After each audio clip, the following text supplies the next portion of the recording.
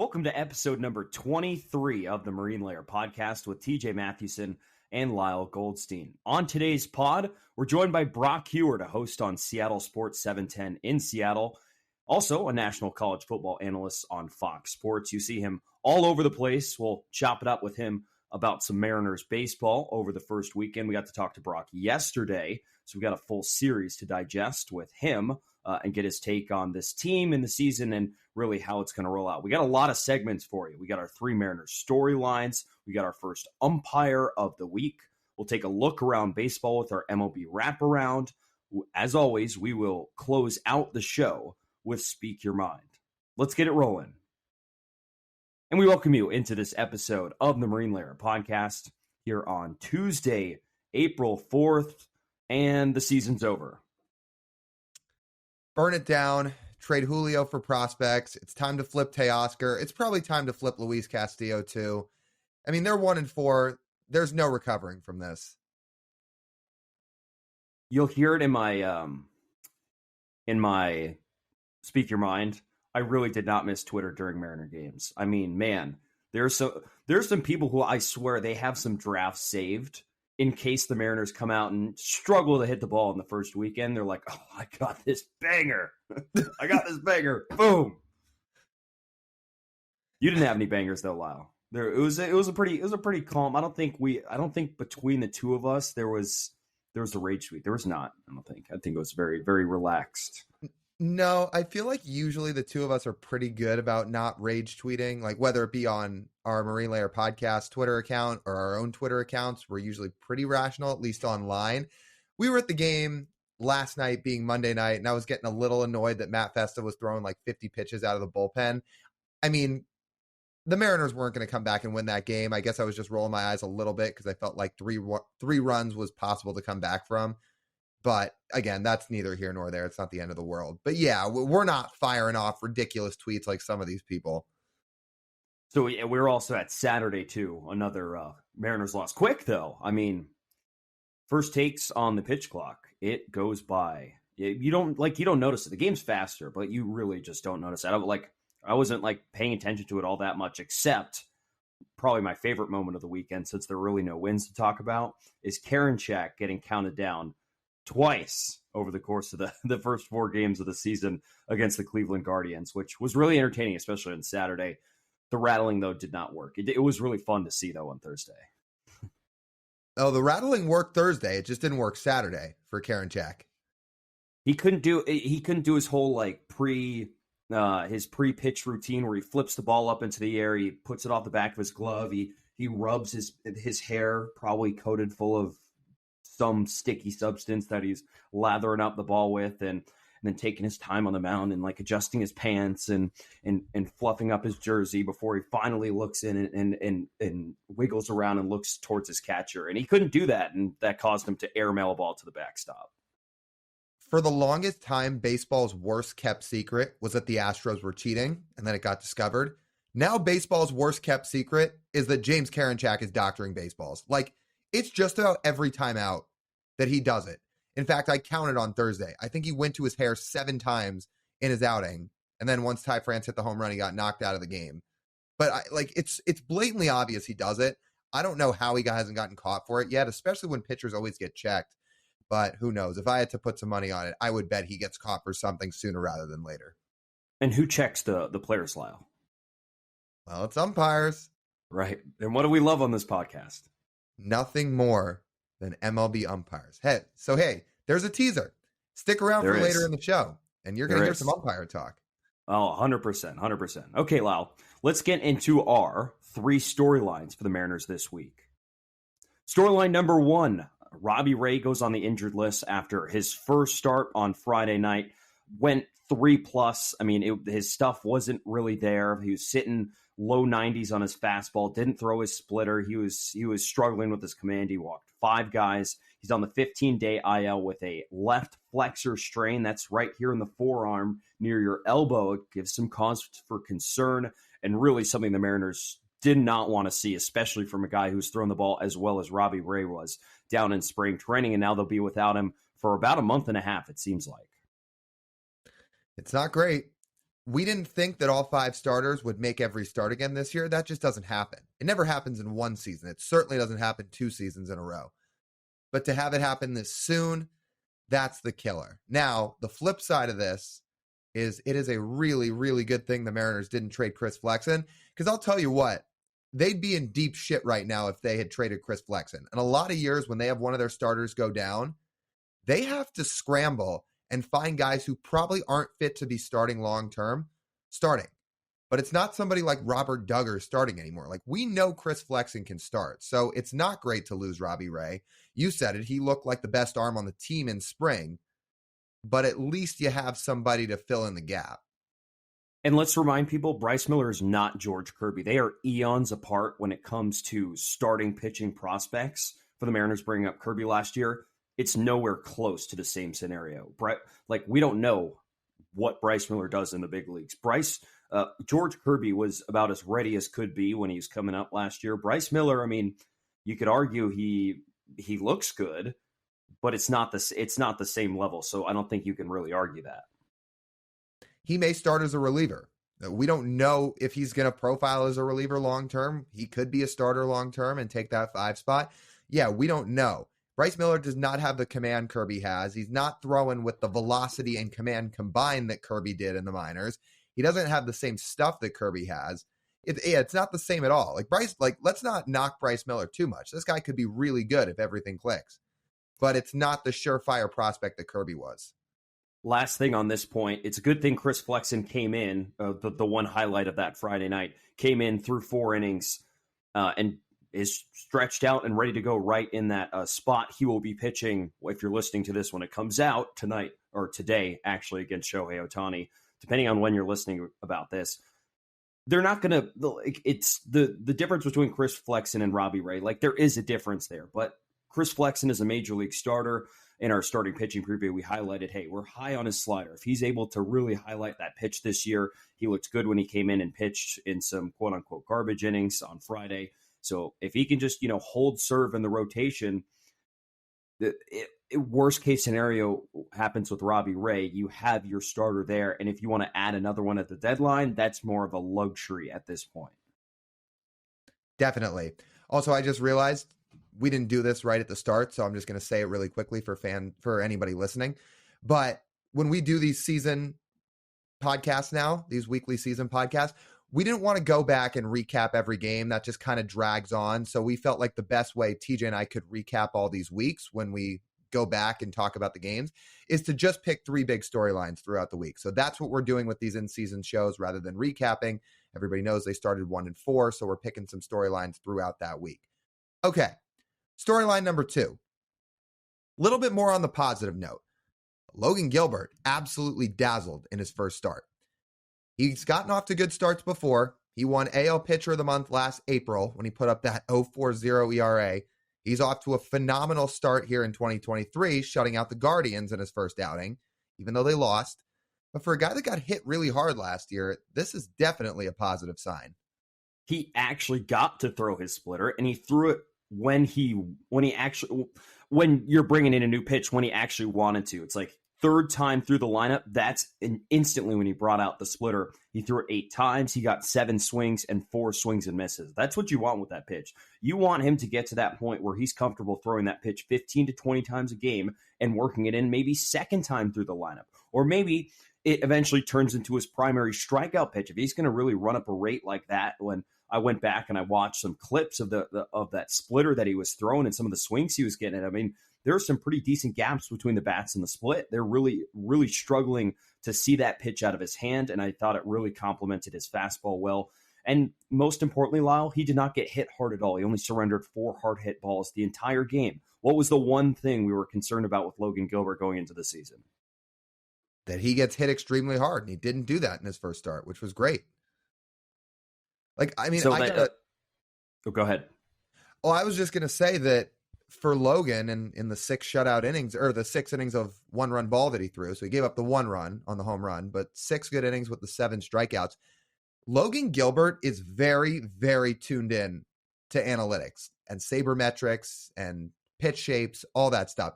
So for a guy that got hit around pretty hard last year, I'll bet you he knows he didn't rank well in terms of hard hit rate and average exit velocity, which is probably a big reason he went and ditched the changeup, added the splitter instead, which you just talked about, looked deadly in his first start.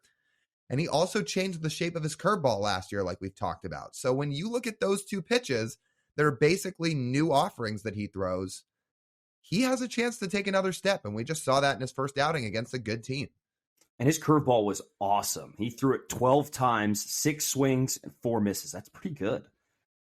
On 6 swings, you get 4 misses. I mean, he was getting guys to chase it in the dirt, which is what you want with a good curveball, with a nice sharp break down into the dirt. And he's able to rack up 3 of his strikeouts on that pitch. So in conclusion here for Logan, I mean, at times in his big league career, he has struggled to really put away hitters, which is probably part of the reason he gets hit hard, because guys just spoil, and then barrel a baseball up into the outfield. Well, now you get, a little bit more swing and miss in your repertoire, and it's going to turn out well for you, and you're going to actually able to put hitters away. Let's just see how he does in June, because again, I'm very, very encouraged by how his first start looked.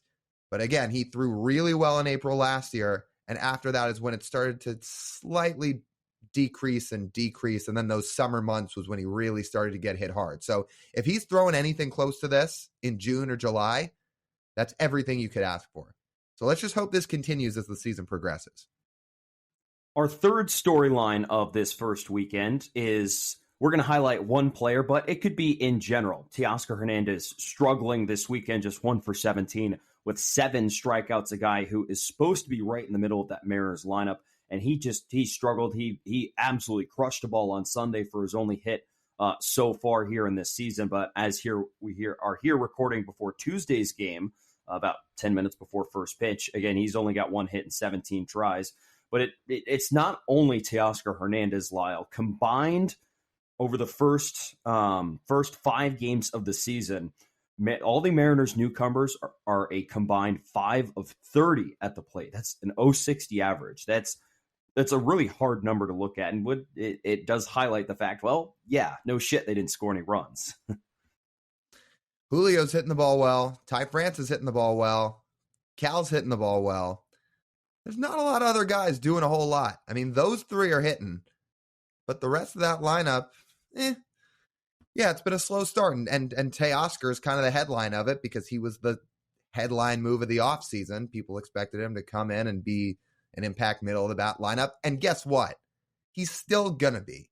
I know there's been a decent amount of cursing on this podcast, and maybe TJ and I in this episode just felt like we needed to get it out. But you know what? Like, people need to calm the fuck down a little bit about Teoscar Hernandez. Again, getting back to Mariners Twitter, people are already making the Jesse Winker comps. Like, it's been 5 games.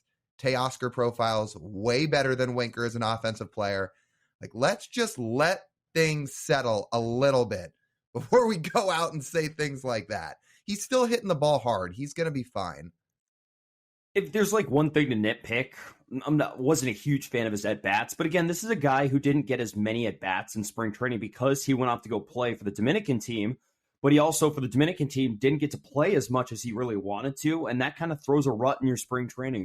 You're trying to get your at-bats. You're trying to get your timing down. You go off to play on that just loaded Dominican roster, and you're just lost in the shuffle behind everyone else, and you don't get the opportunities up there at the plate, and you go, the X amount of time without getting enough at-bats, you're going to lose your timing. And he's got to come back, and he's got a week and a half until opening day. So, of course, it's going to be an adjustment. He is realizing, though, that the ball definitely doesn't carry as much. He had a high fly ball on Sunday that he hit pretty well, but died up there in the coincidental marine layer up there in center field, hit it to the wrong part of the ballpark. But, he'll adjust, and he still hits the ball harder than probably anybody on this roster, and that's including Julio Rodriguez. Teoscar's striking out just under 37% of the time through 5 games. And again, it's only been 5 games, but yes, 37% rate is high. It's going to come down. I'm not saying it's going to come down under 20% because we all know strikeouts are going to be a part of Teoscar's game. But I think as the dust settles, he's going to find his groove and hit the way he has for the majority of his career. Oh, I forgot. I said Cal, Julio, and Ty were going off. Suarez is in that category too. But everybody else, Yeah, they have to pick it up, and it's probably all going to start with Teoscar Hernandez, who's expected to be the second or third best player or hitter on this team. I think it's a little irresponsible to worry about offense 5 games into April because it is harder to hit in April. Pitchers are always ahead of hitters at this time of year anyways. And again, it's a 5-game sample. Like, if we're going to complain about the offense, let's check back in, what do we say, May 1st. So if they're still struggling to score runs on May 1st, then we can have a discussion. If I want to say one thing about, the offense, I mean, I'm not personally a huge fan of Tommy La Stella DHing, but at this point, again, it's been 5 games, and he's not going to be their full season DH. And he probably won't be on the roster much longer until Dylan Moore comes back, right? So that's not really something you can nitpick all that much. But let's pump the brakes here on some overreactions just 5 games into the season. I got asked. I get back down here to Corvallis today, and one of our radio hosts asked me, he's like, TJ, what's up with the Mariners? So like, are you worried? I'm like, no, I'm not yet. If I'm worried, you will know. I will tell you I'm worried. And I've got news for people too. This might not be what everybody wants to hear, but the Mariners road trip that they're about to go on, they're going to Cleveland to play in Progressive Field, cold weather. Then they're going to Wrigley Field in Chicago, cold weather. The offense might have its issues on this upcoming road trip too. Hopefully it results in some more wins and the pitching picks up a little bit. But it doesn't mean that after that road series is a time to just throw away the season either. Because again, let the weather warm up a little bit, and these guys are going to start to hit, especially Teoscar. So again, April is way too early to be making predictions, especially 2 weeks into April. I like that segment right there. I think that puts a pretty good bow tie on this on our 3 storylines here for this first week.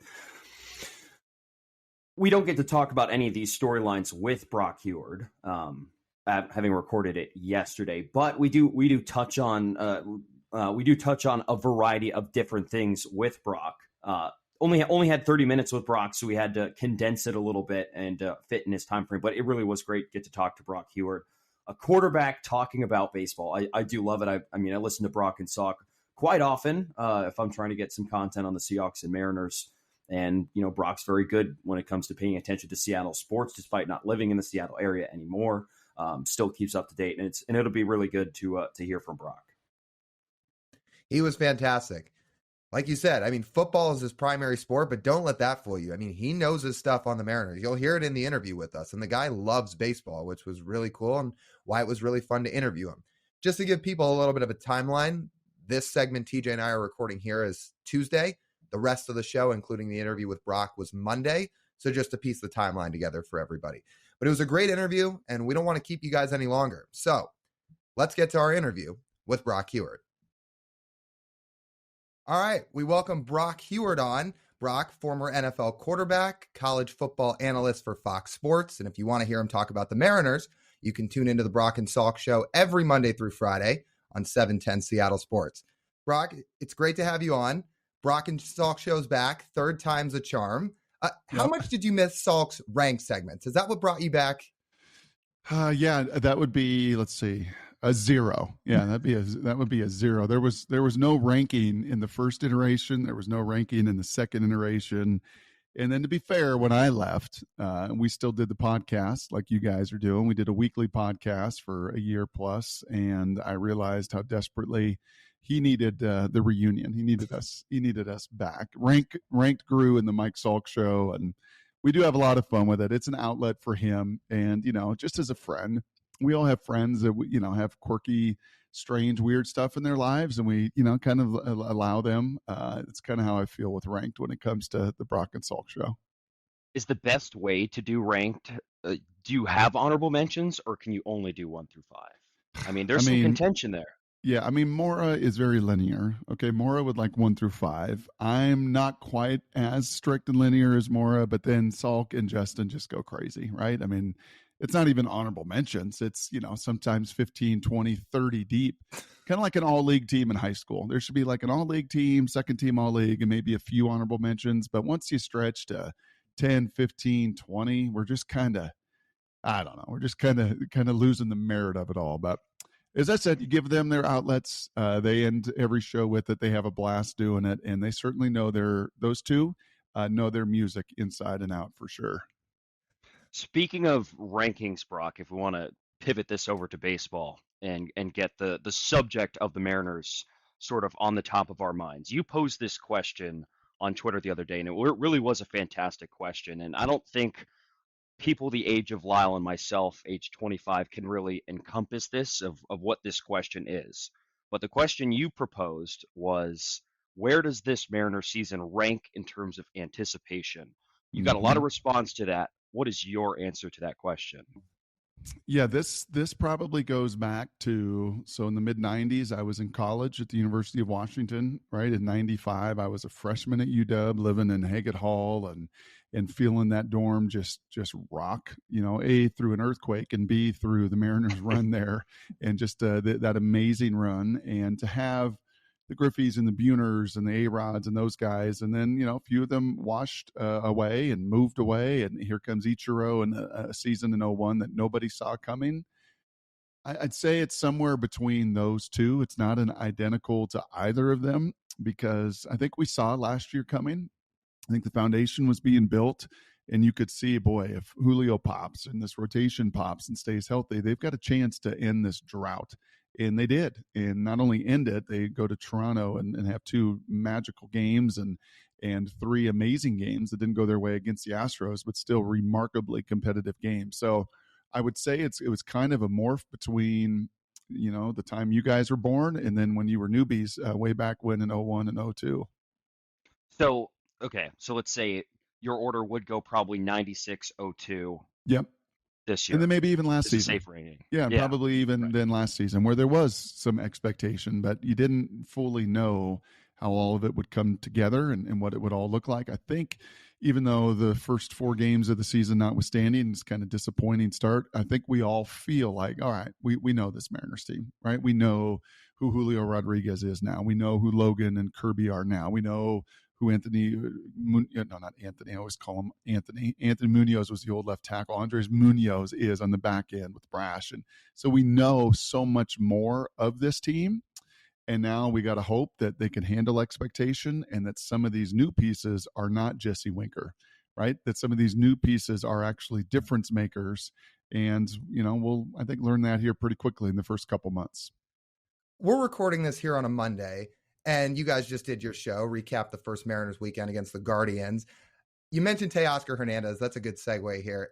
How many people this morning were trying to tie the Jesse Winker comps to Teoscar? And obviously, it's only been 4 games, and people are kind of jumping the gun. But how many fans this morning were kind of itching to say something about Teoscar? Well, when the newbies go 3 for 40. And he was 1 for 14. It certainly gives them some fodder for like, hey, hold on a second. We heard this whole thing last year about this platoon with Winker, and look at his baseball card, and his track record's amazing, and 900 OPS against righties, and yada yada yada. And then he came to this stadium, and he hit it, and he was like, oh, good Lord, like this marine layer in April and May is real. And I think it affected him. Playing every day affected him. He's not a defender. Teoscar's not a plus defender, but he's not a negative defender as Winker was. And it actually played some pretty good defense in his opening weekend, other than a throw that went a little errant and was just unfortunate. But no, I wouldn't say, I think with what they did last year, there's going to be some benefit of the doubt. Last year, they got no benefit of the doubt. The 19 years that preceded it, they got no benefit of the doubt. But when you win, you get to the playoffs, 156,000 people show up in the first 4 days, you get a little more time, a little more benefit of the doubt. But the Colton Wongs and the AJ Pollocks and the Cooper Hummels and the Teoscar Hernandez, they got to feel what April in that stadium on a cold weekend can feel like. And it's not idyllic for hitting a baseball at times. What did really just jump out to you at this weekend, if there's one thing? The injury to Robbie Ray is the one that just jumps out that you knew, right? If we would have taped this in the 6 months ago or in the off season, the 3 of us would have said, we know that this pitching staff, based on history, is not going to start every game, every time out, all 5 starters as they did a season ago. We knew that was not going to happen. But to have it happen 11 innings into the season, that one strikes you. That's kind of like a loud Robbie Ray grunt right at you, like, oh crap.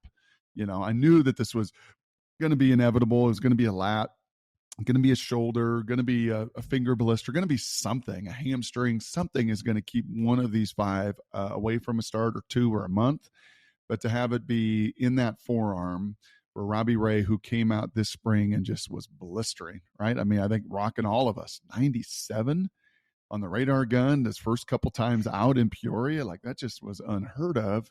And unfortunately, as I said, 11 innings into this season, that was the resounding takeaway. That was the resounding shot. That was the resounding, okay, I think now you see why Jerry Dipoto and Justin Hollander didn't trade pitching assets, didn't move Marco or Flexen or Bryce Miller or, some of the starting pitching depth they have, because inevitably you're going to have that depth this season, and you're going to have it now. Yeah, I think we're all in the same boat. Like, you can't expect all 5 starters to make 32 starts, right? But to just see it happen the way it happened to Robbie Ray this weekend, and it wasn't even like he exited in the middle of his start. We all kind of just woke up on Saturday, got the alert, and we're like, oh, he's out. And to have it happen so soon is, it's a little bit of a blow to the team for sure. Yeah, and that maybe explains some of the control issues, the 5 walks, again, stuff that you just didn't see in Peoria. Obviously, there's going to be a heavy watch. I think the other takeaway is Jared Kelenic, and, Shannon Dreyer had said to us a couple months ago, and it has stuck with me when I asked her, I said, okay, Shannon, give me a Jared Kelenic comp. Right? We're in NFL draft season. We may get to that at the end of the podcast. We'll see how much I talk and how much time we have left on this thing. But in NFL draft, season, it's always, okay, who's this guy's comp? Who does he compare to? Who's his size, his strength, his background? Who does he project to? And I remember asking Shannon this offseason, like, Shannon, who is the Jared Kelenic success story? Who's the one that had 600 at-bats, first couple years up, young guy, struggled mightily, but then turned it and became a difference maker, became a stud? There's not really that guy. I'm like, what? Of all these years, really? Last 10, 20 years? Well, there've been guys that have struggled and become good players, but to become an elite player, become, some of these young superstars, a Julio Rodriguez, you don't see that. They usually don't struggle for 600 major league at bats the way that Jared did the first 2 years. So gonna be a heavy watch. That's the other takeaway from the weekend. Started nice, right? Little single Friday night, little opposite field double, great to see, and then 3 strikeouts, and then a moment or 2 that you like to see, hit a fastball, just didn't square him up. And so that will be a watch here the first 5, 6, 7, 8 weeks of this season, because he's going to be given ample opportunity to pay off what he did this offseason, all the stories written about in the spring. But ultimately, you got to hit big league pitching. Ultimately, you got to hit big league fastballs. Ultimately, you got to, through 700, 800 at-bats, show that you can hit at this level. And I think as a Mariner fan, you're really rooting for that to happen. Brock, the comp we've used on this podcast, which Lyle came up with, and I think is a really good one, is Kyle Tucker of the Astros. I don't think he struggled necessarily for about 600 plate appearances, but he did struggle a decent amount when he came up for Houston. And now you could argue, I mean, he's a top 10 outfielder in all of baseball, which is best case scenario for Jared Kelenic. But I think, that's a bit of a stretch to ask a 23-year-old, like, hey, you're going to turn around this full season and turn into Kyle Tucker in one season. I just don't think that's a realistic expectation. But if we're thinking of really what is a successful season for Jared Kelenic, are we talking 20 home runs and a 230 average, and the strikeout rate is not 30%? That would be a statistically enormously significant step forward off of the career 168. I think he's sitting at right now. So, yeah, you give me 70 points on a batting average. You give me 20 home runs. We know he's going to steal bases. We know he's going to get an extra base. We know he can play a good left field, which is maybe where that Tucker comp, who's an elite defender with a big-time arm as well. And I'll tell you this, Lyle, why don't you send me some of your comps? That will be a good maybe Tuesday on the Brock and Salk Show. I can give you guys a little pop and say, you know what, there was a name that a friend of mine came up with and a podcast came up with, and we're talking. And let's hope, Jared turns it here quickly. Let's hope against these Angels. he finds some hits, because I think the big thing for him with young players is when you look up at that board and you try not to. It's kind of like a golf leaderboard, right? On the PGA Tour, I'm not going to look at that leaderboard. I'm not going to look at the leader. I got to kind of see where I'm at. And when Jared steps in the box and you see 168, 177, 152, like, come on, like it would do, I think, a lot here in the first few weeks of the season. If you can get some hits under your belt, you can just start to get that batting average to bounce. It can be in that 230, 240, 250 range. If it's anywhere around there, that is a significant step forward for him. Oh, I'm happy. You guys set down.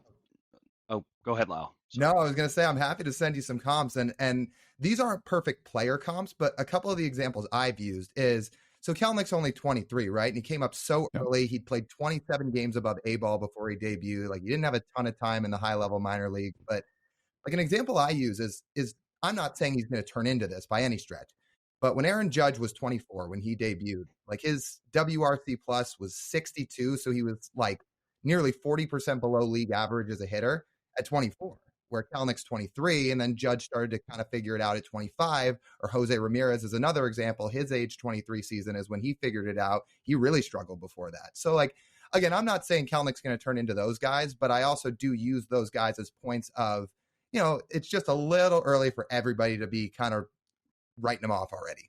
Yeah, nope. I like all of those names. The challenge is once these hundreds of at-bats and hundreds of at-bats and hundreds of at-bats, right? And these opportunities come, at some point, you got to maximize them. At some point, you're just not going to continue to get hundreds of at-bats versus, making a move. And for an organization that I think has still some assets, it certainly has some money to spend to go out and do, I think what they want to do. And I think in a perfect world, that would have been Brian Reynolds this offseason, but that perfect world and that perfect trade and that perfect value did not come anywhere near fruition. And thus you shelve it and you move ahead and you kind of see, kind of like a market, right? You kind of see what that market's going to be willing to bear here as we get into this 2023 season. Last Jared question from me, Brock, but you guys got to sit down with him at spring training, sit at the table and really, have these conversations with these players, which you just don't get over the course of the regular season when you're talking to them on the phone.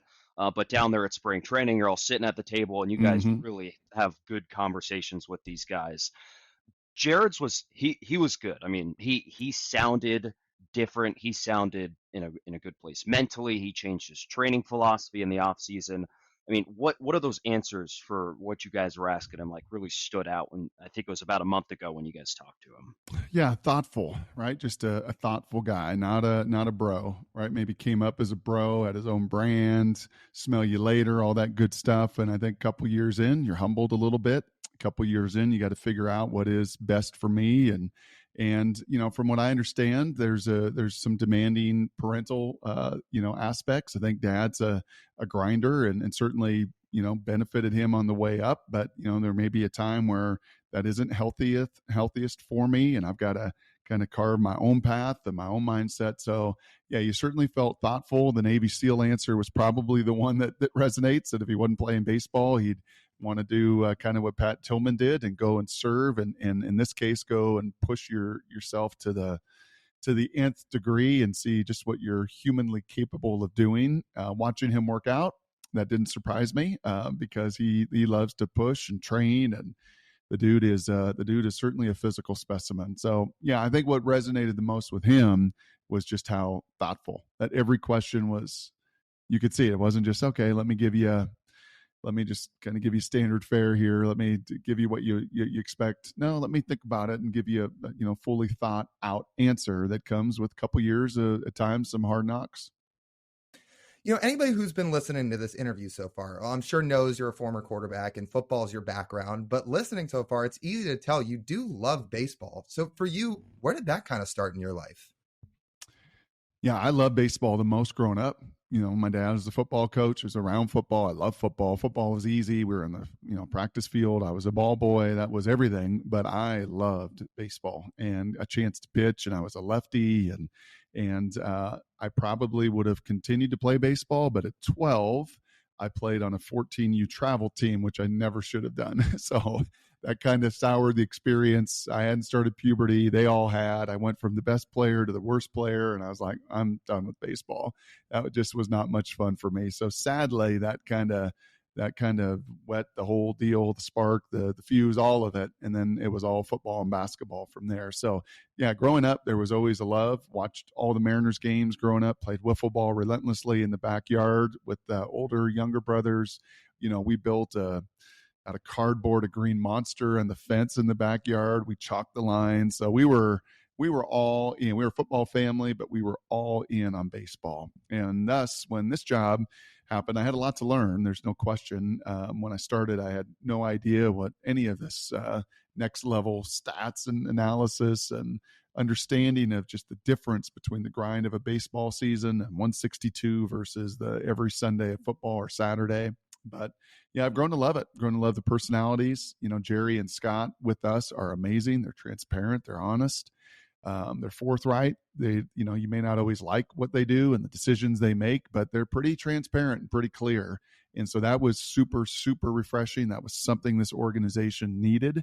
And then you get surrounded and you get to be around, as you guys said, a picnic table watching Julio Rodriguez, right? You get to talk to Logan Gilbert, guys that are immensely talented players, but they're good guys. I mean, there just was not a bad dude in that clubhouse. And that too was a little different than maybe when we started in 09 and some of those years. So I think all those things have fueled my enjoyment of covering it, talking about it. And then the success they had last year, holy smokes, was that fun for all of us to be a part of. Were you pitcher? I was a high leg kick. They called me a young Sandy Koufax back in the day. Yeah.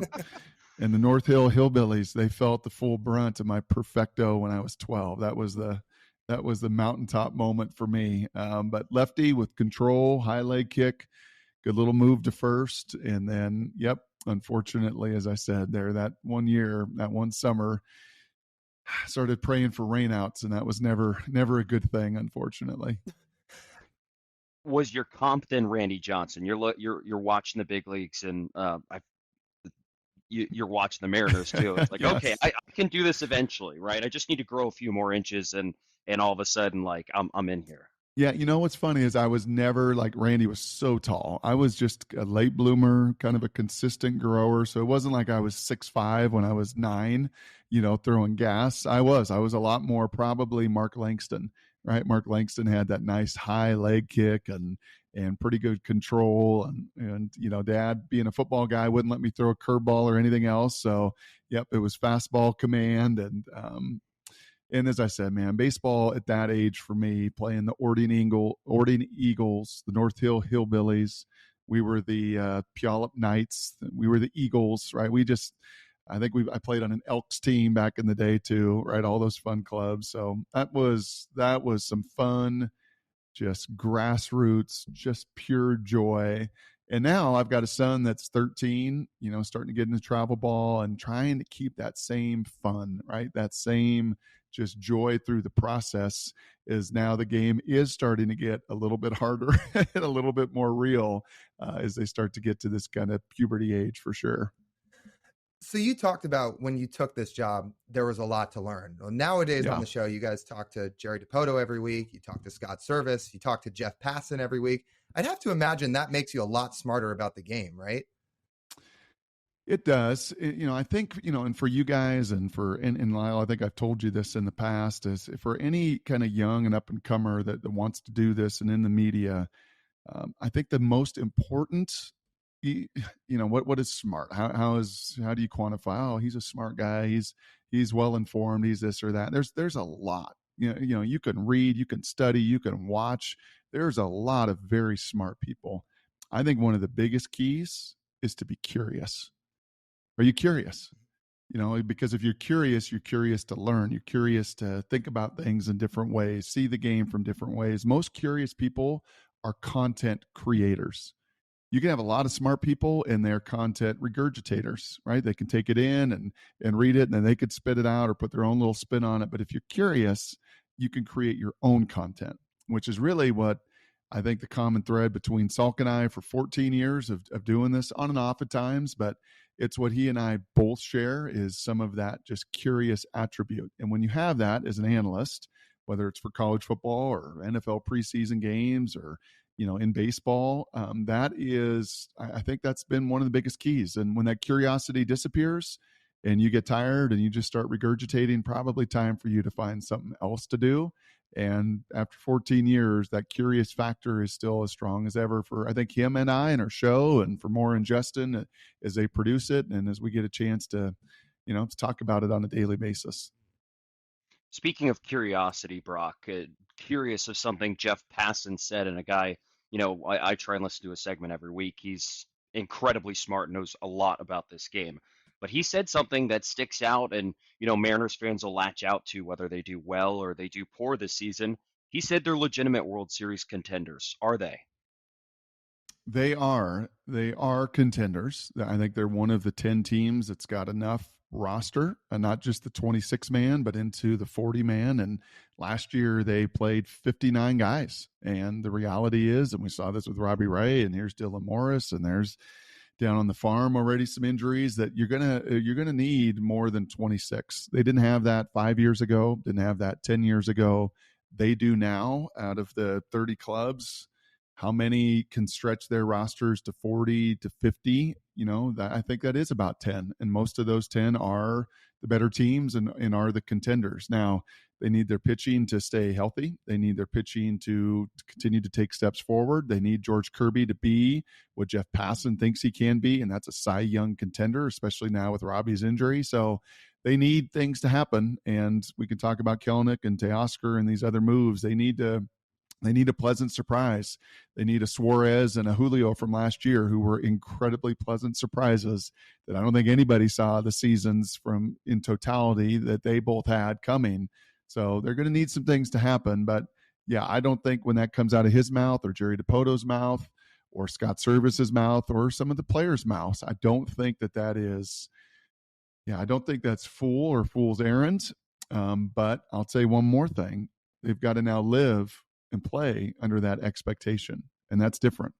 When you're a backup quarterback, which is what I largely was in my life, and you get a chance to start, let's go, man. Right? Let's go play. There's nothing to lose. When you're Julio Rodriguez and the first 2 months of the season are abysmal and you get to turn it around, man, you get to cut it loose. There's nothing to lose. When you now have to play with expectations, and that's one thing this crew has not done particularly well the last few years. Play with expectations. It's a different world to live under, and that will be something certainly I will be keeping my eye on. I think there's no doubt that everybody's going to be keeping their eye on it, especially with how things went the first weekend. I mean, it's going to be a story to watch all year because the last couple of years they kind of played with just something to prove instead of, like you talked about, real lofty expectations. So I think it'll be really, really interesting to see. I know we've only got a few minutes left here with you, so I wanted to leave a few minutes for this because you're a football guy. We're having you on, and we thought, okay, we can't let you go without asking one football question here at least. So Anthony Richardson at 5, right? Not for me. Not for you. No, not for me. Not for the, like, if it was 1 year from now and you had a chance to continue to bolster some of the most important pieces of NFL teams, which is your front and your line of scrimmage, right? Like if you had 5-20 this year and you take care of what you have to in the second round, you build this team up, and then maybe next year you got a chance to do that. I mean, you're not going to have the 5th pick. I sure hope not, or disaster has fallen upon us in Seattle.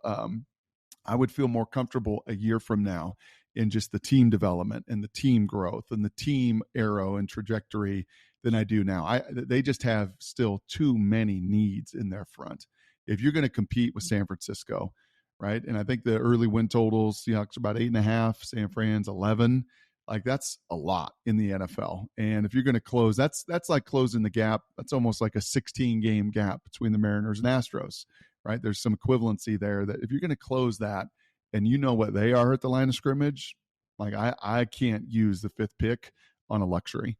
I can't use it on somebody that's going to be largely a third stringer, may have a bit role. They've guaranteed Drew Lock $1.5 million. You know Gino's deal. This is going to be his team this year. So I can't take Anthony Richardson there. If they do, I'm not going to crush it.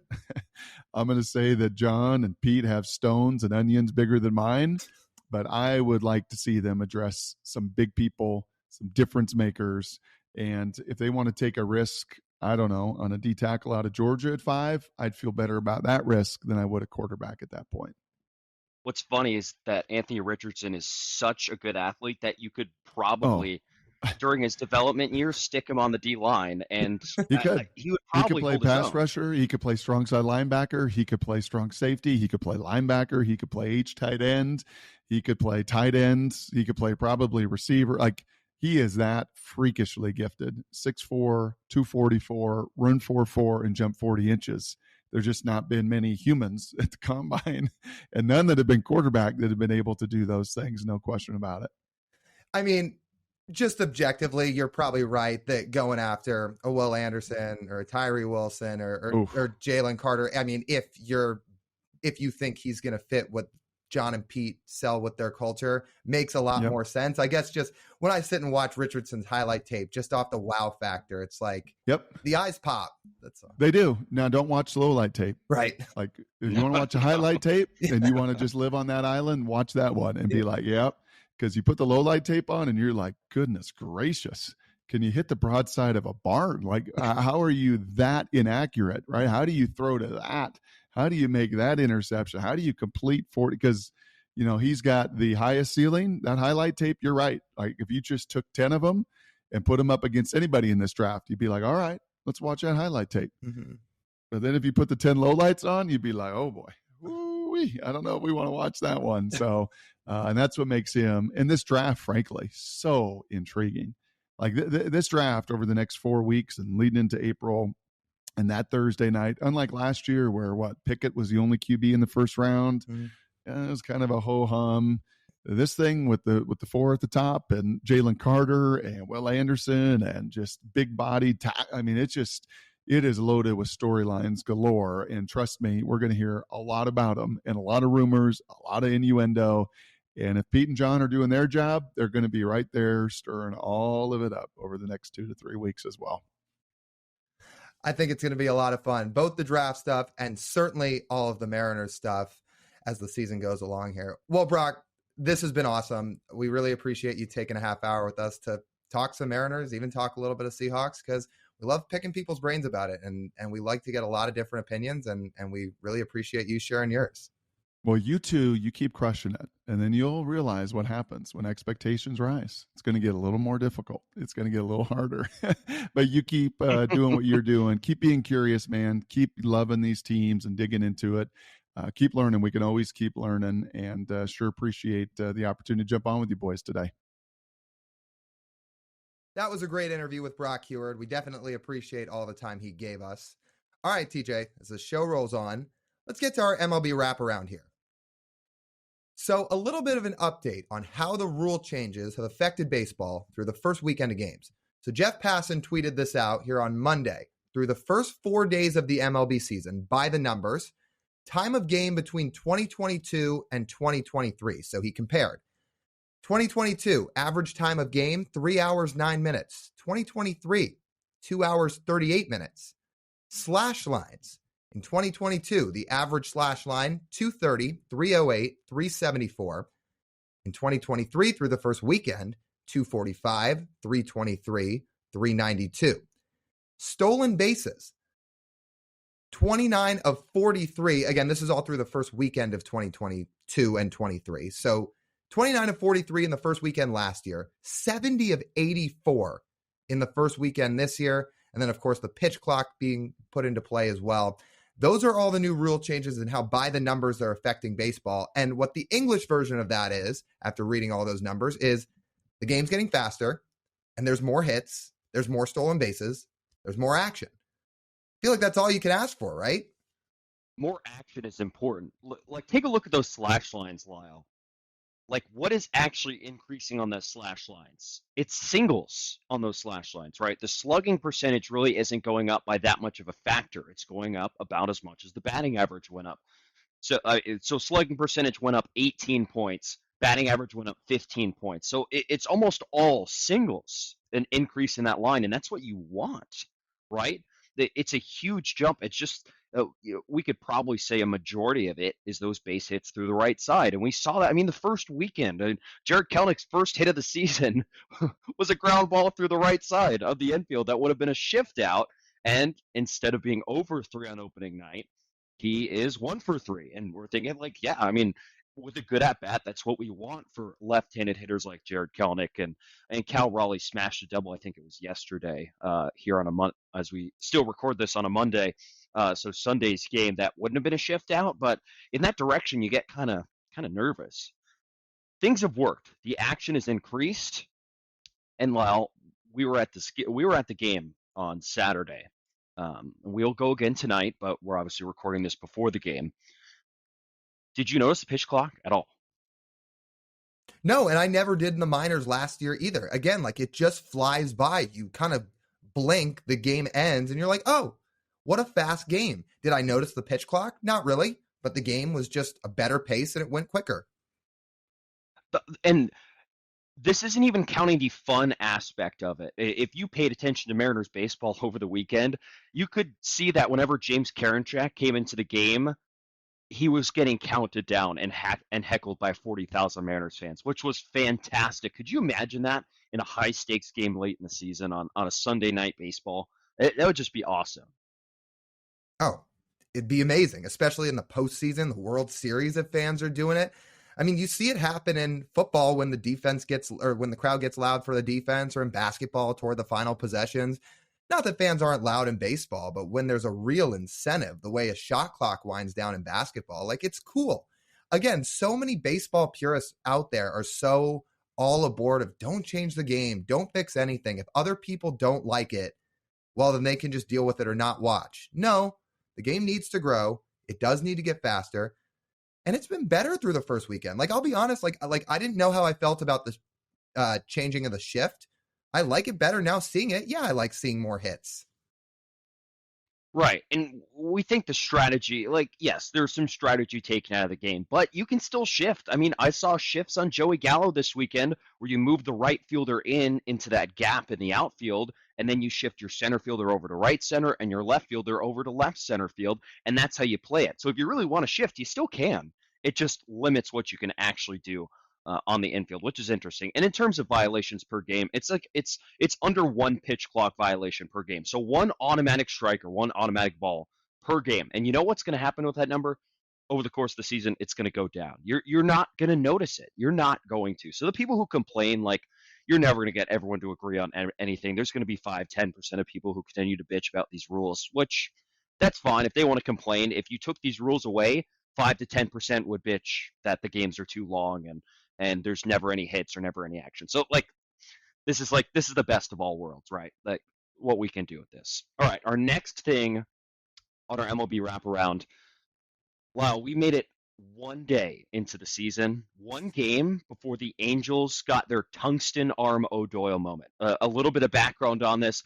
There's this just absolute banger of a tweet that I forget the guy who tweeted it out, but it just making a joke at the Angels that Shohei Ohtani did something amazing that hasn't been done since like 1901 by Tungsten Arm O'Doyle, who I believe is a made-up player. And Mike Trout homers twice, and the Angels still lose by a score by like 6 runs, which makes everyone laugh because that happens probably 15 times a game in the Angels season where they have the 2 best players in the world. They do something absolutely incredible, and the mediocrity of the Angels still makes them lose by 4 runs to a mediocre team.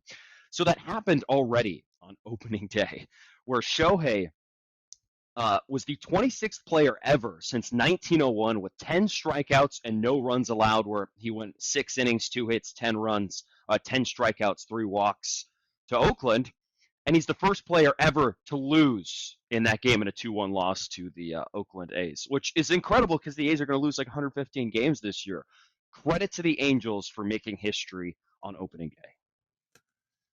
Listen, they never fail to amaze. Whether it be good or bad, between Shohei absolutely dominating, Mike Trout continuing to etch himself as a first ballot Hall of Famer, probably a unanimous Hall of Famer, but also the Angels continuing to have those 2 players and never do anything with it. They don't even finish above 500. I mean, it's really unbelievable. You said it. I mean, this Trout Ohtani stuff, it happens 10 to 15 times a year. Like, it's not like some one-off that happens every other season. No, it happens a lot through the course of their years. And it's just hilarious to watch, especially because, like you said, day 1 it happens. Shohei absolutely dominates, and they lose to the team that's going to be the worst in baseball. Like, you think this is motivating him to stay long-term in Anaheim? I don't think so. I'm trying to figure out, Lyle, what actually is the most entertaining part of that Angels loss on opening weekend. They did end up taking 2 of 3 from the A's over the weekend, which they probably should, again, because Oakland is not good at all. But what's funnier that opening day for the Angels? Is it that, or is it the fact that Anthony Rendon swung on a fan? Now, here's a little bit of transcription from the end of the game. Anthony Rendon is walking back to the clubhouse there at the O.Co Coliseum, and some fan probably said something to him, so he waves him over, right, to the railing, and he grabs this dude's jersey and says, I have the transcription, so if you don't like swearing, please skip ahead 30 seconds. These are the words that Anthony Rendon said to a random fan here on opening day in an opposing ballpark. As he has a fist full of his jersey, grabbing him down over the railing, he says, quote, what did you say? Quote, you called me a bitch. Quote, yeah, you did. Yeah, motherfucker. And then as he lets go of his jersey, he takes a swipe at him as he's pulling his head back. If you want to see it, the clip is all over Twitter. Just Google Anthony Rendon. It will pop up. Not a very good look for the Angels. It's under investigation. He'll probably end up getting suspended. We haven't seen anything about it yet. But, man, why wouldn't Shohei want to stay with a team with just a culture like that? God, I laughed so hard watching that. I mean, first game of the year, you're playing the worst team in baseball. You lose, and the first thing Anthony Rendon does after having like 3 atrocious seasons in Anaheim is he's ready to fight some A's fan in a crowd of 10,000 people. I mean, you just can't script it. I mean, as we record here on Monday, there hasn't been any word on if or what the suspension will be. We assume he's going to get suspended for this. Listen, I'm not some savant on Major League Baseball's rule book page by page. I can't tell you I can recite all of it for you, but I'm going to assume somewhere in those lines, going into the crowd and trying to fight a fan doesn't exactly comply with their rules.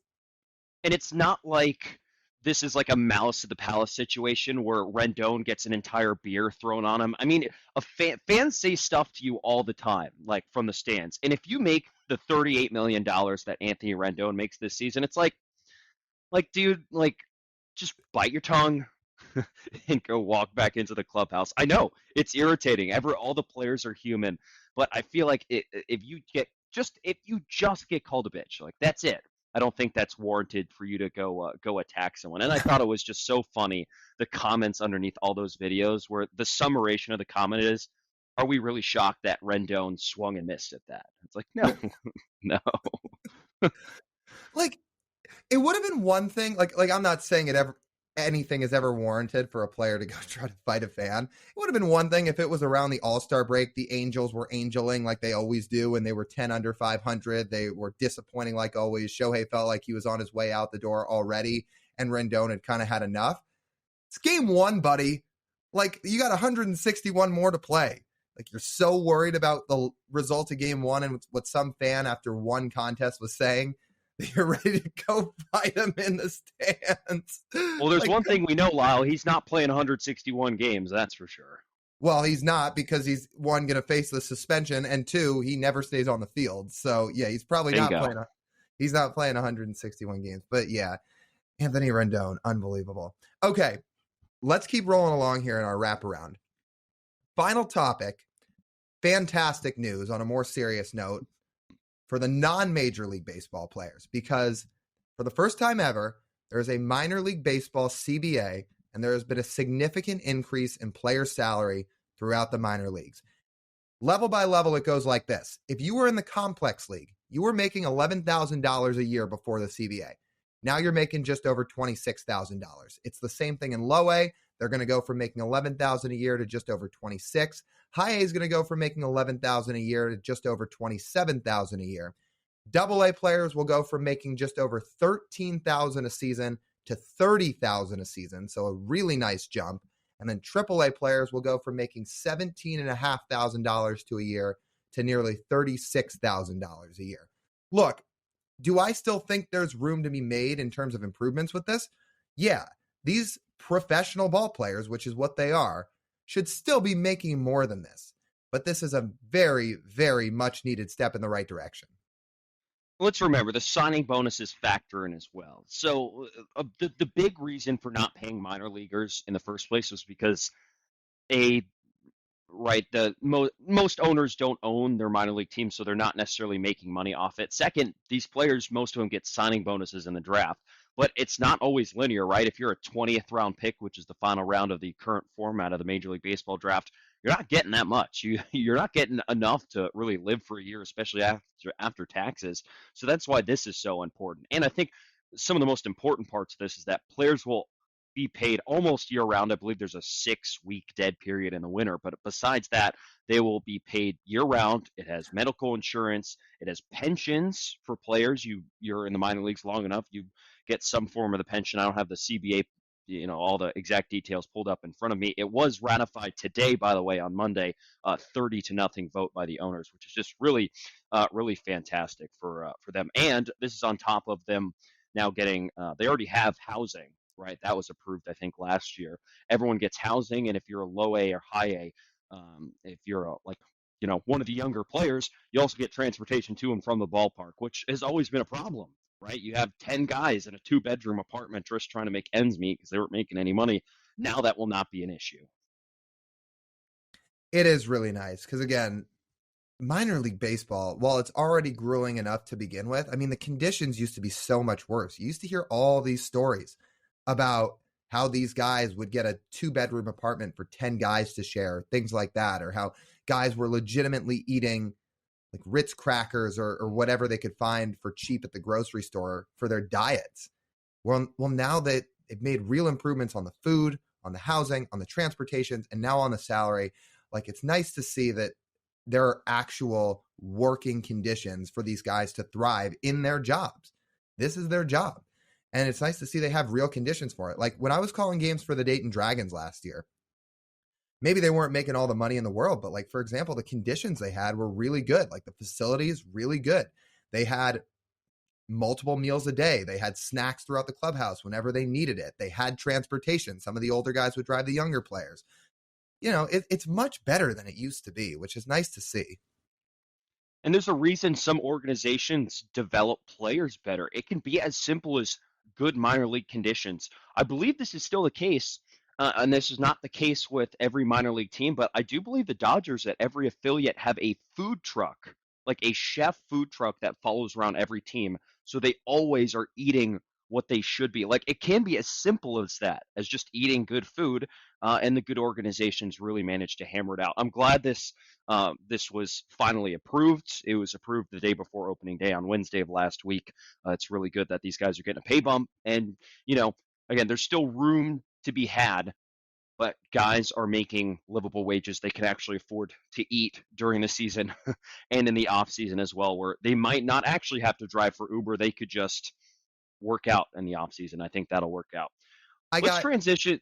I got one thing before you transition, because you mentioned that Dodgers food truck. Like it's a real thing. Again, being back in Dayton when the Dragons played the Great Lakes Loons, who are the high A affiliate of the Dodgers, that food truck made its way to Dayton. Like I met those chefs. First off, they were super nice. They let me have some of the food because they always made a bunch and they had extra. And yeah, it was like really, really well done food. Like you could just see why the Dodgers have all the success they do. One of many reasons, of course, but like those players were getting fed really well, high quality stuff. Like they didn't mess around. Like it was pretty cool to see. Think of how much better you play if opposed to, eating a healthy like chicken and rice dish opposed to like cheese and crackers that you get from the store. Just imagine that. Okay, Lyle, now we have a first for our in-season segment.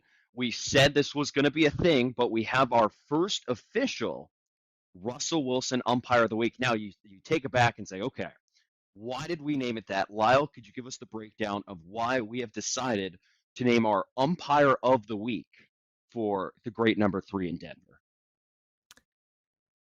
To win this prestigious award here on the pod, you have to meet one of 3 requirements, or you could do all of them if you want, but you've got to meet one of 3 to be eligible to win this award. You either have to, A, miserably fail to see over the middle. So if you're an umpire, if you're just missing strike calls left and right or ball calls, that would qualify. Number 2, if you refuse to let a play develop, so if you eject a player too fast, if you get into an argument with an opposing manager too fast, that would be refusing to let a play develop. Or number 3, if you are just downright insufferable as an umpire. Now, why do those 3 requirements all become relevant to this topic? Well, Russell Wilson's pretty prone to all 3 of those things. So we thought, what better name for this segment as to Seattle people, as to umpire haters, to combine it all, and our Russell Wilson Ump of the Week. So, TJ, are we ready to hand out our first award here? I'd like to congratulate Laz Diaz, who was behind the plate on opening day for the Yankees-Giants game. Nothing too impactful. I'm sure we'll get some better award winners this season, because overall, from some things that we've seen, Lyle, this isn't the worst performance we've ever seen, but it was notable on opening day. He did make some rounds on Twitter with some of his missed calls. I mean, he had his first call against Aaron Judge. The pitch is, a clear 3 inches outside to Aaron Judge, and it's called a strike. And Judge, you could just see is like that. Like, that is not a strike. And then Judge hits the next pitch over the center field wall for his first home run of the season. Overall, just 90% accuracy. And maybe a worse part, he was 88% consistent behind the plate. If you take a look at this, I'm looking at his scorecard right here. It's not looking great. So I'd like to congratulate Laz Diaz on taking home the first ever Russell Wilson Umpire of the Week award. Let's dive a little bit deeper on that too, because you mentioned his called ball accuracy. It was 91%. The MLB average for that is 97%. So he was 6% below league average in that, which is not good. And then in terms of his overall accuracy, he was at consistency, he was at 88%. MLB average is 94%. Like, that is not good. I'm not saying it's the worst job we've ever seen. That is not a good game behind the plate. You might hear us start to get animated on this segment because, again, this is kind of a topic both of us are passionate about. Like, I just don't get what these guys are looking at when they're calling strikes. I know this isn't a perfect example, but the New York Times put out that umpire simulator thing for fans to try of watch these pitches go by and you judge if it's a ball or a strike. I know it's not perfect and it goes way more in depth than this, but I got all of them right.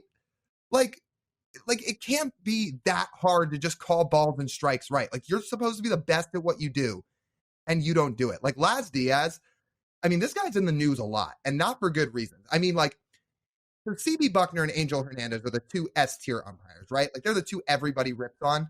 Laz Diaz isn't that far behind, and I wasn't shocked to see his name in the news in the first weekend.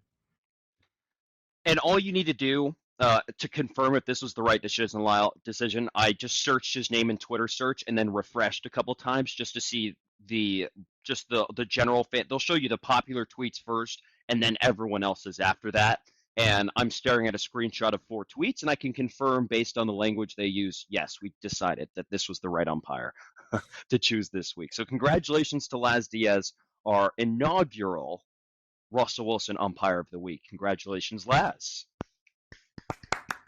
And there's going to be more to come, believe us. And there will probably be some stories that are a lot better than this one, because you give a baseball season 162 games, you're going to see some umpires surface on Twitter. And we're looking forward to it. So we'll wrap up that segment. Let's do our final segment here, TJ. Let's close out the show with Speak Your Mind.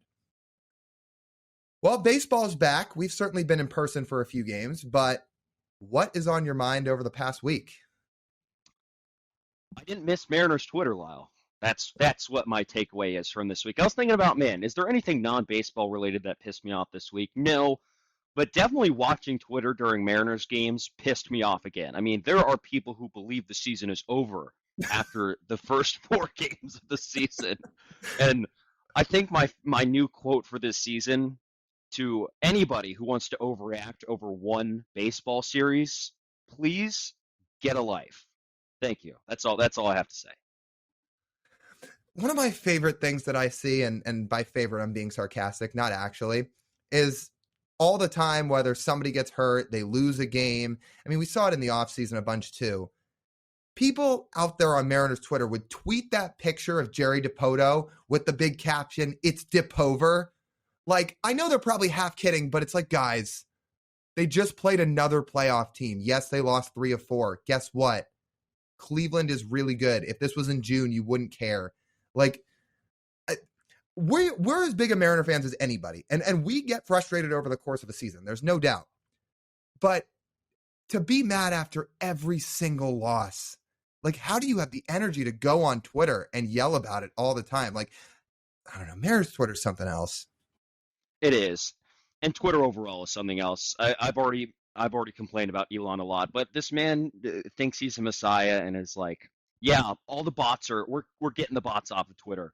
Meanwhile, if you just probably noticed since he took over, the bot situation is just so bad. I probably got 25 DMs from bots this week trying to sell me crypto or invite me into a group chat or offer me a job. I mean, congratulations. So Twitter overall, Mariners and non-Mariners related, a shit show.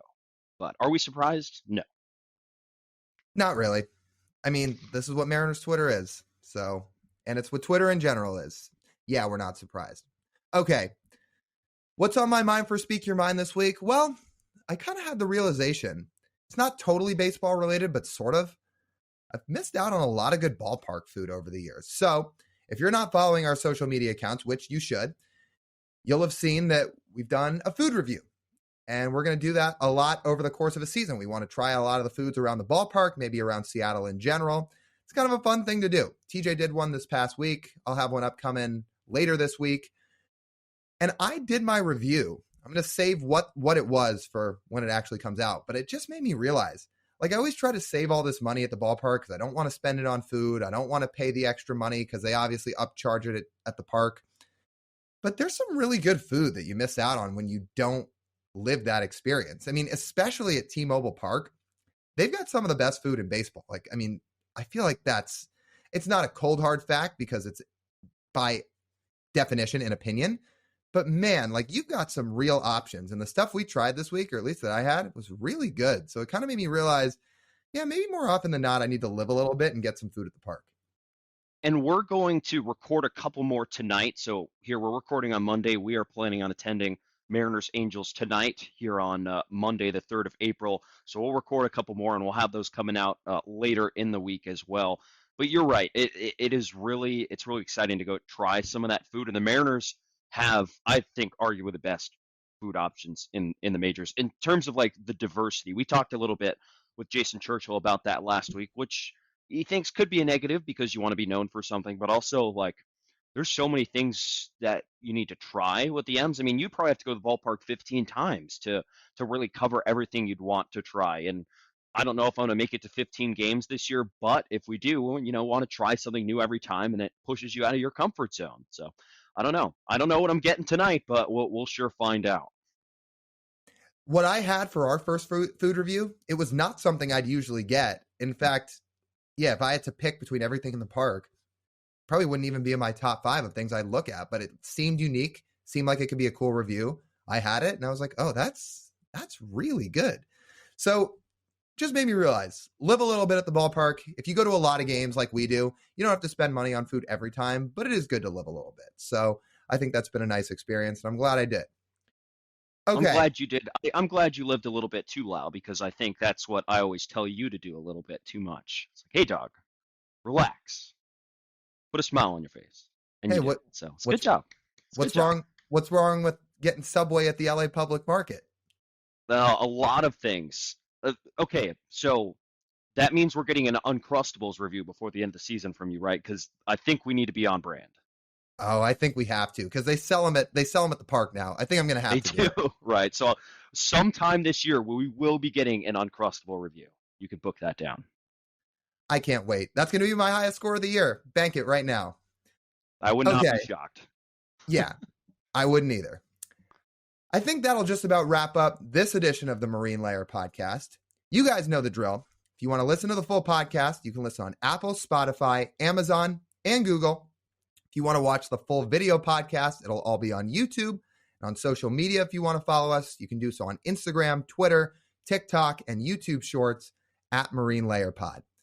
For TJ Mathewson, this is Lyle Goldstein. As always, we thank you guys for tuning in. We'll talk to you next week.